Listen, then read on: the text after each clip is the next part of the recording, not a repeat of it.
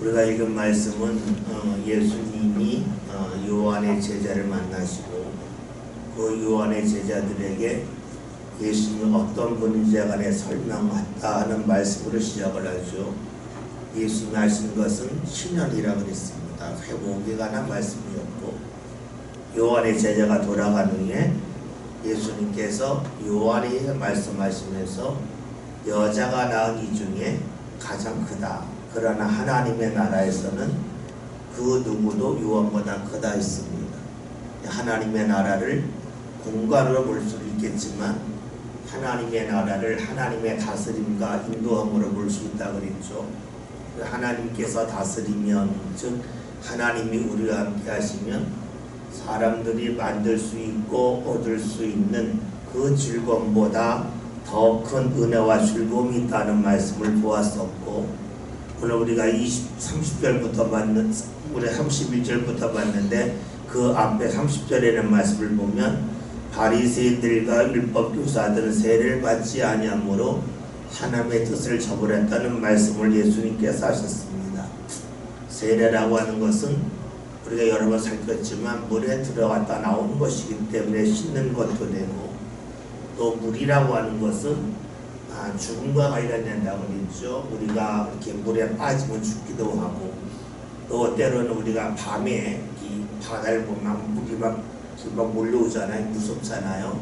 그래서 이 물이라고 하는 것은 죽음과도 관련이 있어요. 그래서 세례 받았다고 하는 것은 죽었다 사는 것을 말한다 그랬습니다. 그런데 보았던 것처럼 바리새인과 율법교사들이 세례를 받지 않으므로 하나님의 뜻을 저버렸다고 하는 것은 다른 말로 하면 하나님의 뜻을 멀리 했다는 겁니다. 왜 멀리 했을까? 내 것을 붙잡기 위해서 하나님의 뜻을 멀리 했다 하는 것을 보겠죠.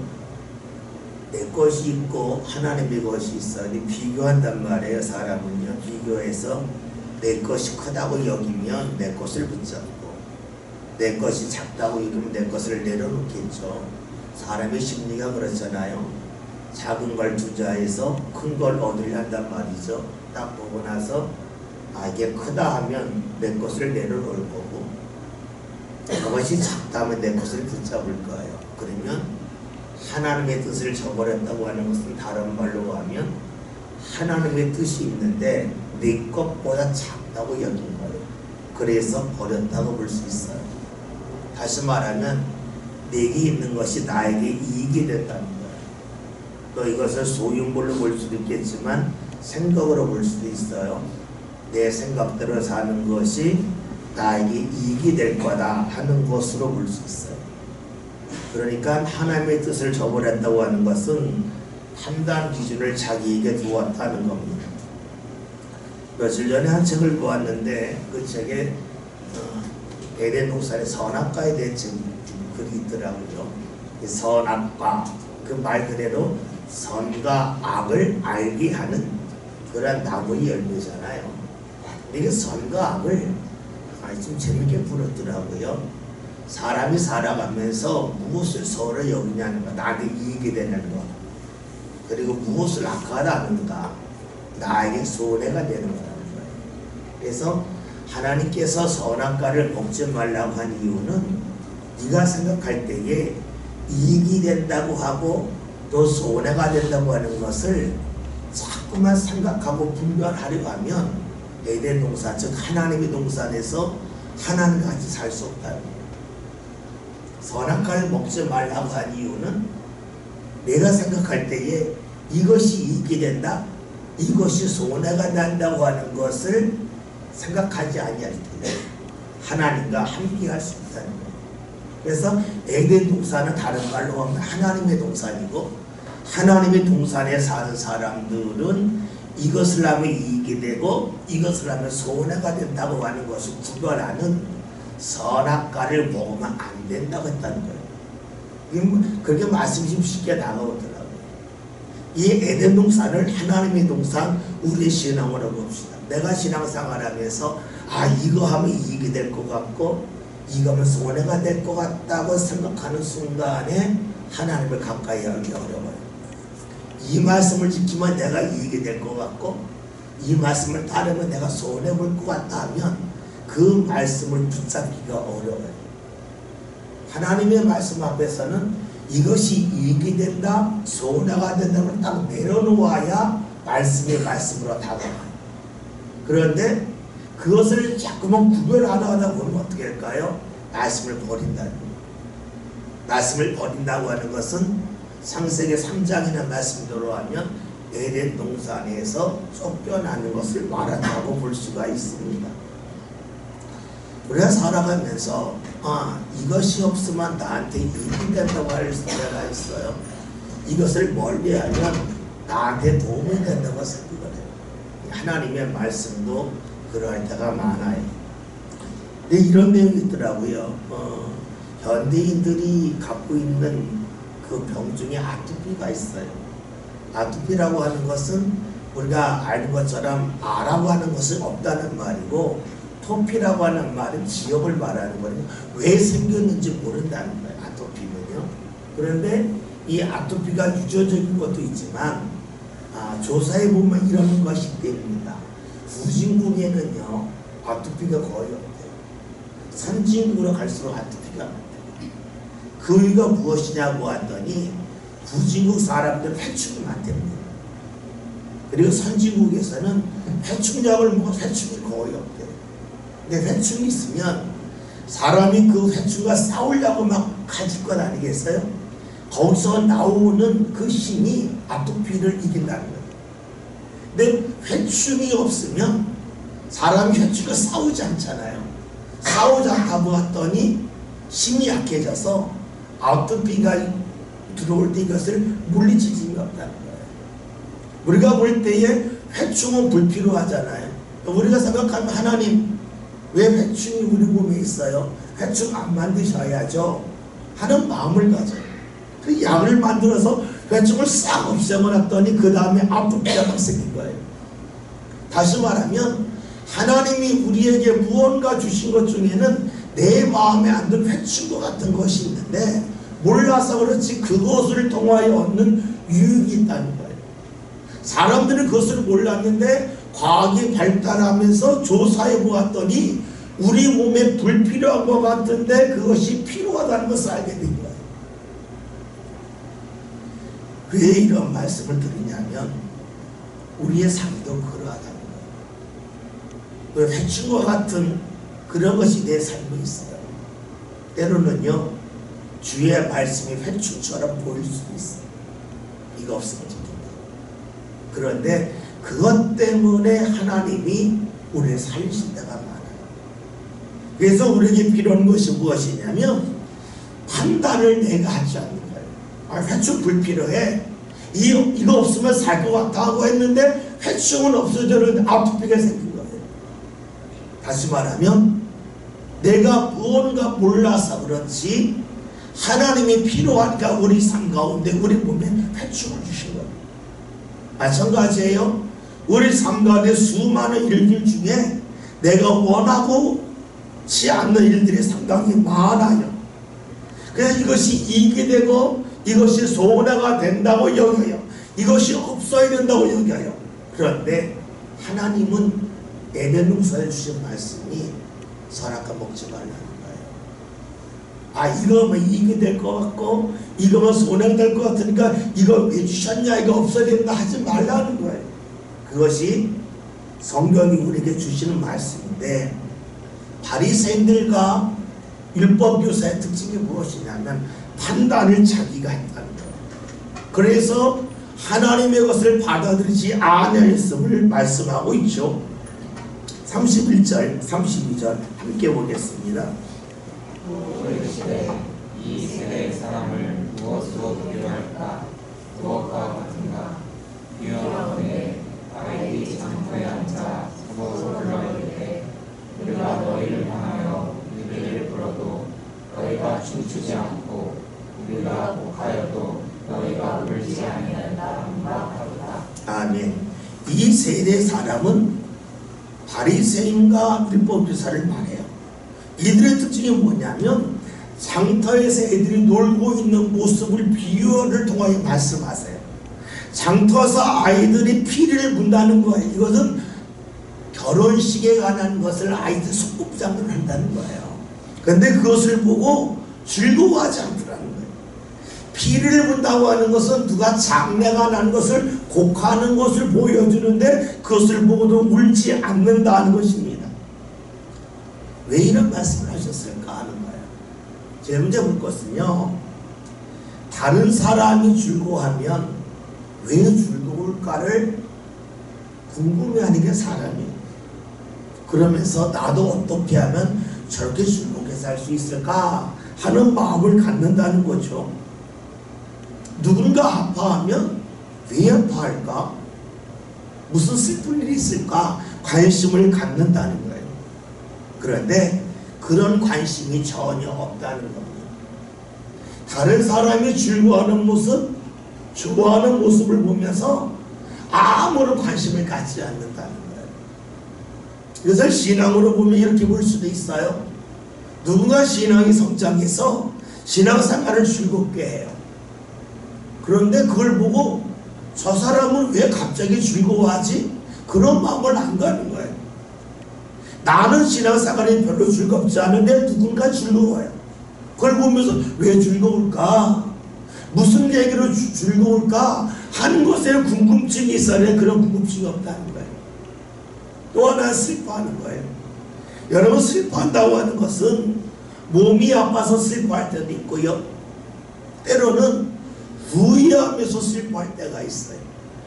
후회한다고 하는 것은 무엇을 말하냐면 지금까지는 몰랐는데 이제 알았다는 거예요. 이제 알았다고 하는 것은 다른 말은 돼가지고 성장하는 거예요. 성장하면 이런 마음이 들잖아요. 그때 왜 그랬을까? 그때 이걸 안 했을까? 이런 마음이 든다는 거죠. 여러분, 다시 말하면 운다고 하는 것은 새로워진 것을 말하는 거고 성장하는 것을 말한다고 볼 수 있어요. 그런데 반응하지 않았다는 거예요. 왜 반응하지 않았을까 하는 겁니다. 그 위에는 여러 가지가 있겠지만 그 중에 하나는 지금으로 족하다는 거예요. 나 정도면 지금 족하다는 거예요. 또 하나 뭐냐면 저 사람들이 즐거워하는 수준이 낮다는 거예요. 그러니까 내가 저런 수준에 관심을 가질 필요가 없다라고 볼 수도 있어요. 그건 교만이에요. 그런데 이렇게 볼 수도 있어요. 춤추는 걸 보았어요. 피리 부는 소리를 들었어요. 뭐예요? 눈으로 보았어요. 귀로 들었어요. 그런데 몸으로 반응하지 않았다고 볼 수 있어요. 다시 말하면 누가 춤추는 걸 보았단 말이에요. 눈으로 즐거움으로 끝나는 거예요. 피리 소리를 들었어요. 귀로 듣고 끝났다는 것을 말해요. 달리 말하면 이것은 예수님이 말씀하시고 요한이 무언가 말씀을 선포할 때에 그냥 귀로만 듣고 뭐 그래 하고 멈춘다는 거예요. 피리를 부는 걸 보고 듣고 나서 같이 춤출 수 있잖아요. 울 수도 있잖아요. 근데 전혀 그러하지 않았다는 것을 말해요. 다시 말하면 몸이 움직이지 않는 신앙에 대한 책망으로 볼 수도 있어요. 여러분, 신앙생활 할 때 우리가 많이 볼 수도 있고 많이 들을 수도 있어요. 그리고 고개를 끄덕일 수도 있어요. 그런데 그것이 신앙의 완성은 아니에요. 왜 볼까요? 왜 들을까요? 그것은 우리의 몸이 움직이기 위함이에요. 그런데 율법교사들과 바리새인의 특징이 어디 있었냐면 보는 것으로 만족했고 듣는 것으로 만족했다는 거예요. 그냥 고개를 끄덕끄덕 이는 대로 멈췄다는 거예요. 이렇게 본다면 이 말씀은 어떻게 다가오냐면 신앙생활 하는데 그냥 몸은 안 움직이고 지식적으로 머리로 신앙생활하는 사람이라고 볼 수가 있습니다. 머리로 한다고 해서 이 삶이 달라진 건 아니지요. 우리가 흔히 하는 이야기로 수용하는 법을 아는 것과 수용하는 건 다르다 그래요. 놀랐을 때에 피하는 것과 피하는 요령을 아는 건 다르다 그러죠. 다시 말하면 몸에 붙지 않으면, 몸에 익숙하지 않으면 그것은 내 것이 아니라는 겁니다. 그럼 생각해 봅시다. 왜 우리가 머리 있는 것이 몸으로 이어지지 아니할까 하는 겁니다. 제일 먼저는요, 이익이 되지 않기 때문에. 사람이 이익이 된다고 여기면 바로 움직입니다. 근데 이익이 될지 안 될지 모르니까 머리로 끄떡이고 만다고 볼 수 있어요. 우리가 옳다고 해서 움직이진 않아요. 사람이 이익이 되기 때문에 움직여요. 여러분 그 사람들 하는 게 이런 이야기가 있어요. 면접 시험 볼 때에 어떤 사람은 내가 뭐 잘한다고 말하는 사람이 있대. 근데 어떤 사람은요, 내가 이 회사에 얼마나 이익을 줄지에 대해 말하는 사람이죠. 그런데 회사 입장에서는 이 사람이 뭘 잘하느냐 마느냐가 중요한 게 아니라 우리 회사에 얼마나 이익을 주느냐에 관심이 있다는 거예요. 그래서 회사에서 뽑을 때에는 내가 뭘 잘해요가 아니라 내가 이 회사에 어떠한 이익을 주겠다는 사람을 뽑는다는 거예요. 다시 말하면 사람은 이익에 민감합니다. 다시 말해서 말씀을 들었는데 이것이 나에게 이익이 된다면, 유익이 된다면 사람들은 움직여요. 그런데 이익이 될지 유익이 될지 잘 몰라요. 그러면 안 움직인다는 거예요. 말씀을 듣고도 마찬가지죠. 말씀을 듣고 움직일 때에 어떻게 힘이 안 들겠어요? 안 움직이다 움직이면 힘든 거예요. 안 움직이다 움직이면 그 다음부터는 돈이 나가는 거예요. 여러분 그렇잖아요. 사람을 안 만나라 사람을 만나기 시작하면 교통비가 나가고요, 밥값이 나고 차값이 나가요. 이거 당연한 거예요. 움직이면 힘들고 움직이면 돈이 나가요. 신앙도 마찬가지예요. 내가 신앙으로 안 움직이다 움직이면 그 다음부터는 많은 게 나가요. 시간도 나가고 물질도 나가고 에너지도 나가요. 그럴 때 우리에게 다가오는 건 뭐냐면 내가 왜 손해를 봐야 돼 하는 마음이 있어요. 그 순간에 머리에 있는 것이 몸으로 움직여지지 아니합니다. 두 번째는요, 머리에 있는 것이 몸으로 움직여지지 않는 이유는요, 꾸준하지 않아서 그래요. 머리에 있는 게 몸으로 내려오려면 많은 습관적인 행동이 있어야 됩니다. 이를 위해서 필요한 것이 그걸 먼저 하는 거예요. 여러분 성경 읽기 하잖아요. 성경 읽기 제일 하기 좋은 방법이 뭡니까? 아침에 읽는 거예요. 성경 읽기 가장 하기 힘든 게 뭐냐면 저녁에 하는 거예요. 아침에 하면 다 읽어요. 그런데 저녁에 하면 못 읽어요. 우리에게 이미지 주사 있잖아요. 제가 알기로는 직장을 여기서 청라 쪽으로 다니는 것 같은데 아침 7시 한 30분 정도 되면 늘 올라와요. 성경 읽는 게 올라와요. 이게 보니까 아마 전철 타고 가면서 읽은 것 같아요. 아침에 읽어요. 참 묘한 것은 청라로 직장 다니기 전에 그게 안 읽었어요. 청라로 다니면서 운전 안 하고 전철 타니까 아침에 축축축 올리는데 거의 빼놓지 않고 올려요. 여러분 무엇이든지 먼저 하면 할 수 있어요. 그러면 그것이 나중에 꾸준해집니다. 성경 이렇게 많이 그런 건 아니에요. 기도도 그렇고요, 우리가 물질 쓰는 것도 그래요. 먼저 하면 다 해요. 남으면 하겠다 하면 못합니다. 그래서 우리가 머리에 있는 것이 몸으로 내려오려면 꾸준하게 해야 되는데 그것은 먼저 하는 방법밖에 없어요. 세 번째는 협력이 필요해요. 여러분 우리가 아는 이야기 중에 이런 이야기 있죠. 가까운 거리를 가려면 혼자 가라는 거예요. 옆에 누가 있으면 가까운 데 가는데 걸리셨거든요. 근데 먼 길을 갈 때는요 혼자 가지 말라 그래요. 옆에 누가 있어야 같이 간다는 거예요. 옆에 누가 있으면 심심하지 않아서 시간 가는 줄 모르고 먼 길을 갈 수 있다는 말이 있어요. 그래요. 우리의 신앙이 꾸준하려면 옆에 동역자가 필요해요. 우리가 선교회창에 성경이 올리잖아요. 같이 읽기 때문에 올려요. 같이 읽지 않으면 안 올려요. 우리가 기도하는 것도 그렇죠. 여러분들이 새벽 기도가 있으니까 같이 기도해요.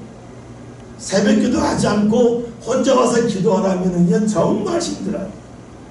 같이 있기 때문에 할 수 있어요. 그래서 우리가 머리에 있는 것이 몸으로 움직여지려면, 내려오려면 동역자가 필요해요. 함께하는 사람이 필요해요. 그래서 우리가 함께하는 자리에 자꾸 모여야만 그것이 몸에 자리 잡고 꾸준하게 행해나갈 수가 있습니다. 지금까지 살핀 것은 어떤 내용이냐면, 바리새인들과 서기관들이 아이들 장터에서 춤추는 걸 보고 가만히 있고 귀리 듣는 소리를 가만히 있었다는 말씀을 보면서 머리로만 알고 몸으로 움직이지 않는 이유가 어디 있을까? 여기에 대한 살핌이었죠. 33절 함께 보겠습니다.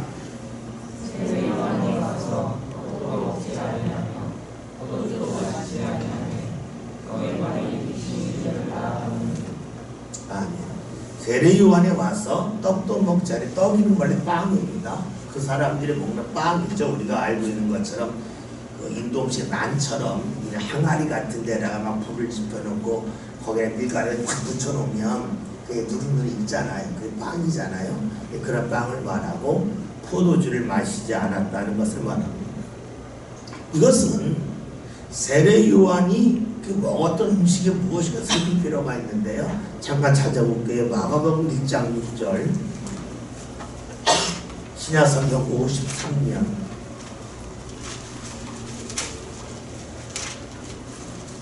마가복음 1장 6절.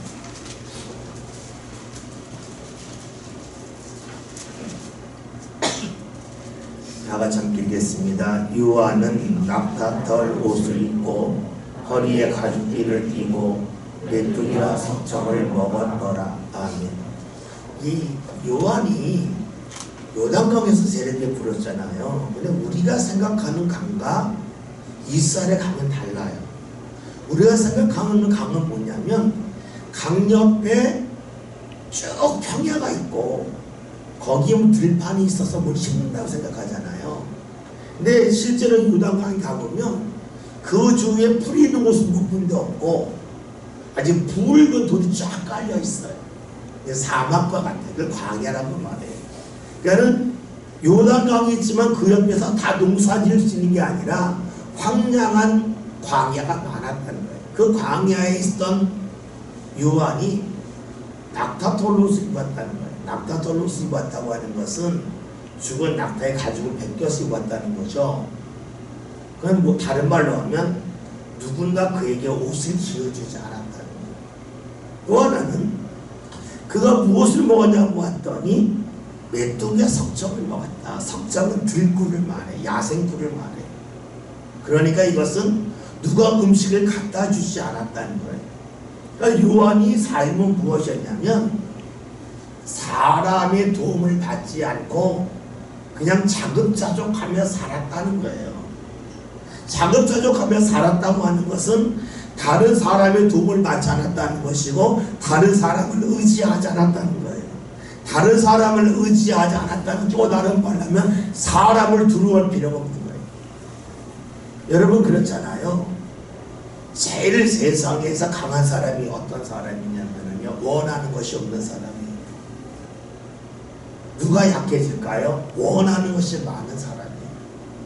원하는 것이 많은 사람은요, 누가 원하는 것을 주겠다 하면 그 사람한테 굴복할 수밖에 없어요. 그런데 나는 원하는 게 없어요. 그러면 누군가 나를 끌고 갈 수가 없어요. 여러분 그렇잖아요. 어린 아이들이 사탕을 주면 사탕을 주고 끌고 갈 수 있어요. 돈을 주면 돈을 주고 끌고 갈 수가 있어요. 사탕도 안 좋아해, 돈도 안 좋아해, 권력도 안 좋아해. 그 사람 어떻게 끌고 가요?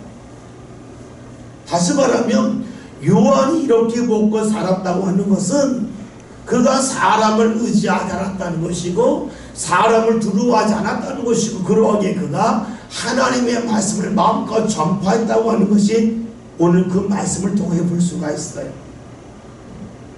그런데 오늘 말씀을 보면 사람들이 요한의 하는 이야기가 그는 떡도 먹지 않았다, 포도주를 마시지 않았다는 거예요. 다른 말로 하면 떡과 포도주를 먹는다고 하는 것은 다른 사람과 어울리지 않았다는 거예요. 요한은 다른 사람과 어울리지 않았어요. 그냥 광야에서 사람이 거의 살지 않는 곳에 혼자 자급자족하며 살았기 때문에 누구한테 먹을 것도 구하지 않았고 옷도 구하지 않았어요. 그래서 자연스럽게 사람과 어울릴 필요가 없었고 사람을 두려워할 필요가 없었다는 거예요.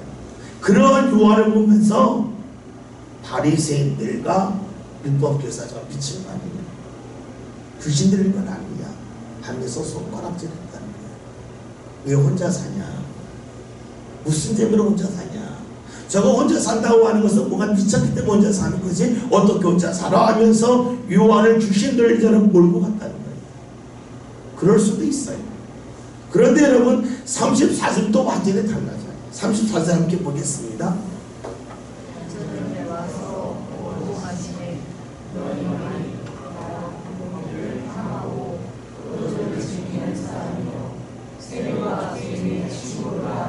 아멘. 인자는 예수를 가리키는데 요한은 사람과 어울리지 아니하니까, 그냥 떡도 먹지 않고 포도주를 마시지 않으니까 사람이 모이는 데 가자면 저거 귀신 들린 자라 얘기한다는 거예요. 근데 예수님은 사람 모이는 데를 자주 가신 거예요. 그렇게 하는 이야기가 먹기를 탐하네, 포도주 마음껏 먹네, 주인의 삶 봤더니 세리와 죄인을 친구로 삼다면서 예수님을 손가락질했다는 겁니다. 참 묘하죠. 이들이 요한을 판단할 때와 예수를 판단할 때 기준이 달라요. 기준이 같아야 되잖아요. 그러니까 요한은 이것 때문에 싫다고 그러고 예수님은 다른 것 때문에 또 싫다고 그래요. 기준이 달라져요.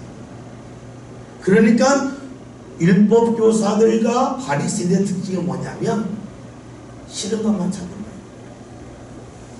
싫은 것을 다른 말로 하면 못할 이유만 찾는 거예요. 내가 세례요한에 가까이지 못할 이유가 무엇인지 아니? 그 사람 먹지도 않고 포도주도 안 마셔.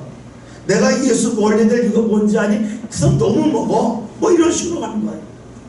그러니까 사람을 만날 때마다 싫은 이유를 대는데 그 이유가 각각 달라져요. 우리가 이 말씀을 보면 이렇게 볼 수도 있어요. 신명기 28장이라는 말씀이 있어요. 하나님의 법을 멀리한 사람의 특징이 있는데 그들이 하는 말이 뭐냐면 저녁이 되면 아침이 되면 좋겠다 하고 아침이 되면 저녁이 되면 좋겠다 한다는 거예요. 다시 말하면 학교 갈 때는 집에 가면 좋겠다고 그러고요. 집에 가가지고는 학교 가면 좋겠다는 거예요. 늘 안 좋은 것만 생각하고 없는 것만 생각해요. 이것이 무엇이냐면 하나님이 없는 사람, 말씀이 없는 사람의 특징이에요. 오늘 말씀은 보면 그런 모습이 나와요. 우리가 이럴 때 있잖아요. 우리 같이 지금 함께 예배합시다 하면 그래요. 임신해서요 지금 힘이 들어요. 애가 태어나면 할게요. 그렇죠. 애가 태어나면 뭐라 그래요? 애가 젖을 먹어내가지고요. 그래요. 젖 뛰면 뭐라 그래요? 애를 봐야 돼가지고요. 애가 대수로 못 가요. 대수로 가려면 뭐라고 얘기해요? 애기 키워서 돌보 와줘야 돼요. 그게 어디까지 가요? 고3 때까지. 그러니까 안 될 이유는 늘 있어요. 여러분 봅시다. 예수님을 멀리해야 될 이유가 너무 먹는다는 거예요. 요한을 멀리하는 이유가 안 먹는다는 거예요. 그러니까 싫은 것만 먹는 거예요. 신앙적으로 서기 심는 삶의 특징이 뭐냐면 안 되는 것만 찾는 거예요. 이래서 안 돼, 저래서 안다 그래요. 계속 새로운 것을 가지고 옵니다. 반대로 신앙의 사람의 특징이 무엇일까요? 해야 될 이유를 찾는 사람이에요. 하나님을 찾아야 될 이유를 찾아가는 사람이에요. 애가 뱃속에 있기 때문에 힘들어서 내가 하나님 전에 나오기 힘들다가 말할 수 있지만, 뱃속에 있는 아이를 내 손으로 보듬을 수 없기 때문에 하나님이 보듬어 줬겠다고 나올 수도 있어요. 우리가 어떻게 생각하고 어떻게 보느냐에 따라서 하나님 앞에 나와야 될 이유가 무궁무진할 수도 있고, 때로는 하나님 앞에 나오지 못할 이유를 계속해서 말할 수도 있어요. 어쨌든 오늘 본문에 나와 있는 사람들은 뭘 해야 될 이유를 찾았어요. 다른 말로 하면 이렇게 볼 수 있어요. 내가 불평해야 될 이유는 있고요, 감사해야 될 이유는 있어요. 누가 신앙의 사람일까요? 누가 하나님의 인덕을 받을 사람일까요? 누가 하나님의 복을 줄 때 그 복을 붙잡는 사람이 될까요? 감사할 이유를 찾은 사람일까요? 원망해야 될 이유를 찾을 사람일까요? 우리는 그것을 살필 필요가 있어요. 34절에서 이 예수님 말씀 믿는 사람들을 많이 접촉했다는 거예요. 접촉한 이유가 무엇입니까? 예수님이 세상에 오신 이유가 사람을 만나기 위함이기 때문에 사람들을 접촉하셔요. 그런데 오늘 말씀에서 먹기를 탐하고 포도를 즐긴다는 말씀이 있어요. 사실 이 말씀 많이 어려워요. 포도를 즐긴다. 예수님이 술을 많이 마셨다는 것 같아요. 그래서 내가 예수 닮으려면 포도를 즐겨야 된다 라고 주장할 수도 있어요. 그런데 우리가 살필 것이 있어요.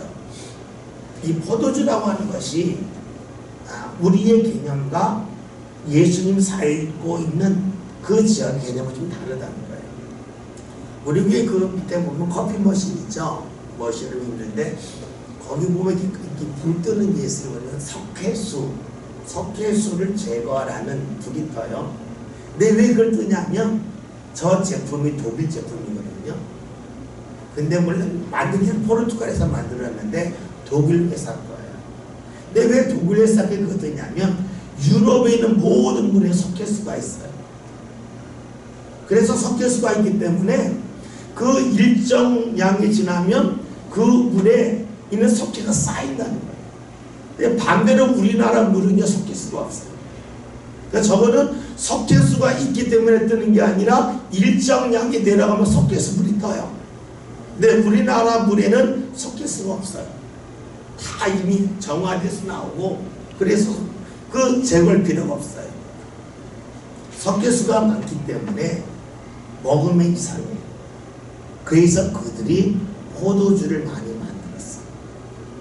포도주가 발달한 거예요. 여러분 그렇잖아요. 맹물을 먹기 힘드니까 중국 사람들이 차가 발달했잖아요. 예? 거기 물에 차가 차문화가 발달했잖아요. 마찬가지로 그쪽에서는 찻잎이 잘 안 자라는데 포도가 잘 자라니까 포도주를 만들어서 마셨어요. 그래서 포도주를 마신다고 하는 건 뭐냐면 좋은 물을 마시는 게 돼요. 우리는 말하면 햄버거 먹고 나서 콜라를 마시는 사람들이 많죠. 햄버거 먹고 물 먹는 경우 거의 없잖아요. 그 개념으로 보면 돼요. 성경에서 포도주 마신다고 하는 것은 햄버거 먹고 콜라를 마신다 하는 것 같아요. 그래서 우리가 성경은 나실이네. 나실이는 우리가 잘 알고 있는 사무엘과 삼손이 나실인이에요. 그리고 우리가 새벽기도 시간에 봤던 사도행전 18장이라는 말씀을 보면 바울이 갱글에서 머리 깎았다는 말씀이 나오고 서원을 끝냈다는 말씀이 나와요. 그러니까 일시적으로 나실인이었다는 거예요. 나실의 특징이 무엇이냐면 삼손이 머리를 길렀잖아요. 머리 안 깎았죠? 이게 나실의 특징이에요. 또 하나는 포도주를 안 마시는 거예요. 포도주를 안 마신다고 하는 것은 우리 개념으로 보면 물을 먹을 때에 지금 찜찜한 물 있잖아요. 먹으면 찜찜한 물, 그걸 마셨다는 거가 나실이네요. 그게 힘든 거예요. 그러니까 예수님 포도주 마셨다고 하는 것을 예수님 술주 정했다고 보면 곤란하고, 예수님이 사람들이 마시는 그 음료와 같은 것을 마시며 함께 보냈다는 말씀으로 볼 수가 있습니다. 어쨌든 오늘 34절에 있는 말씀과 33절에 있는 말씀을 연결해 본다면 주를 멀리하는 사람들은 이유가 달라진다. 그래서 이래서 안 된다 저래서 안 된다 하고, 신앙의 사람은 이래서 필요하고 저래서 필요하다. 여러분들이 주여져 나올 때에 쉽게 나오는 분이 어디 있겠어요? 다 힘들죠. 이래서 못 나올 수 있고 이래서 못 나올 수도 있어요. 반대로 이러하기 때문에 내가 주여전을 찾아야 된다는 사람이 있어요. 그것은 우리의 신앙이고 우리 안에 하나님이 어느 자리에 나타나 달라지겠죠. 35절에는 말씀 함께 봅니다.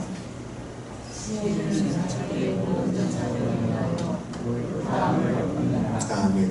이 말씀이 좀 어렵더라고. 그래서 제가 성경 중에 세번역 성경도 있고요, 현대인의 성경 공동번역이라고 있어요. 여러분 인터넷 들어가서 성경을 찾아보면 우리가 읽고 있는 성경이 있어요. 성경 읽고 여기 쭉 영어도 있고, 근데 인터넷 들어가 보면 한글 성경 옆에 개역 개정이거든요. 우리가 그 옆에 보면 우리말 성경, 또 현대인의 성경, 또 공동번역, 사번역이라는 게 있어요. 이걸 보면 좀 쉽게 써져 있어요. 그런데 오늘 35절에는 현대인의 성경 같은 일개 번역을 했어요. 지혜의 자녀들은 지혜가 옳다는 것을 드러낸다 하는 거예요. 다른 말로 하면 이 말씀은 하나님의 말씀을 따른 사람들은 하나님이 역사하심을 드러낸다는 뜻으로 보는 거예요.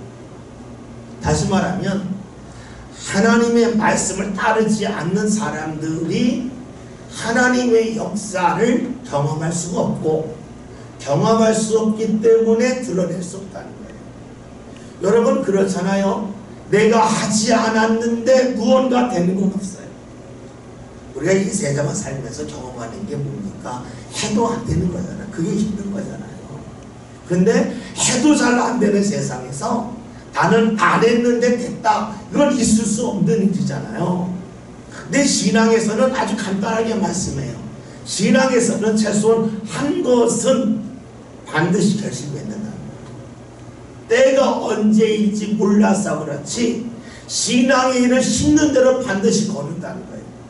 죄악된 세상의 특징이 뭡니까? 심었는 대로 거두지 못하는 거예요. 그래서 우리가 창세기 3장이라는 말씀을 보면 아담과 여자가 죄를 범한 후에 하나님 하신 말씀이잖아요.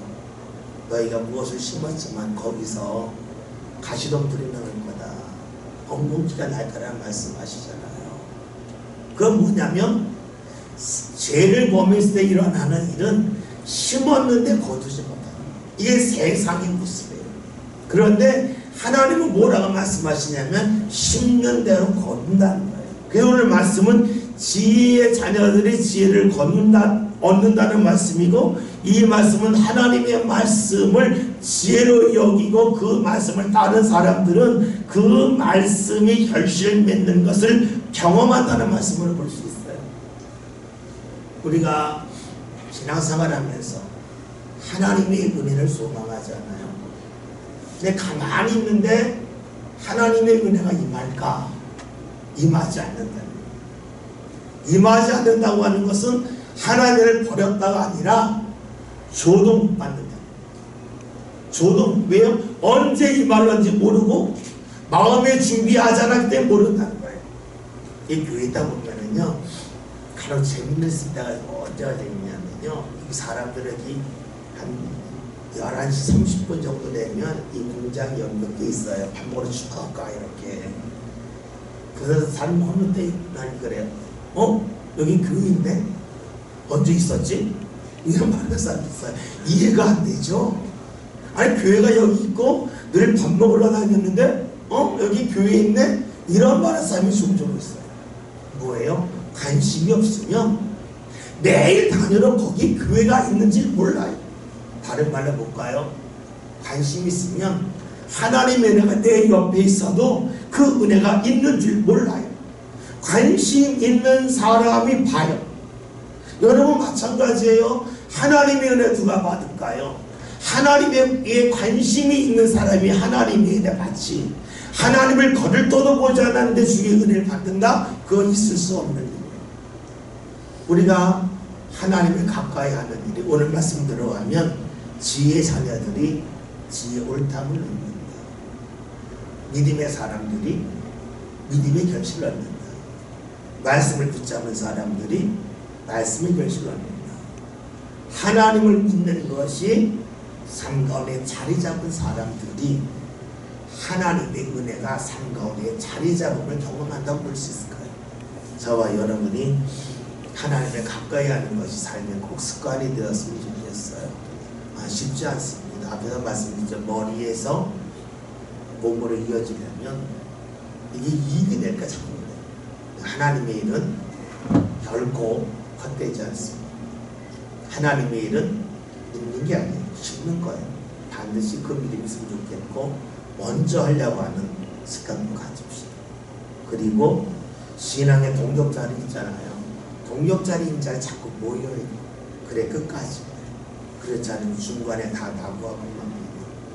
그리하여서 오늘 말씀처럼 하나님이 주시는 은혜를 놓치지 않고 얻을 수 있는 성도들 꼭 되길 바랍니다. 함께 같이 기도하겠습니다. 그리고 4, 5년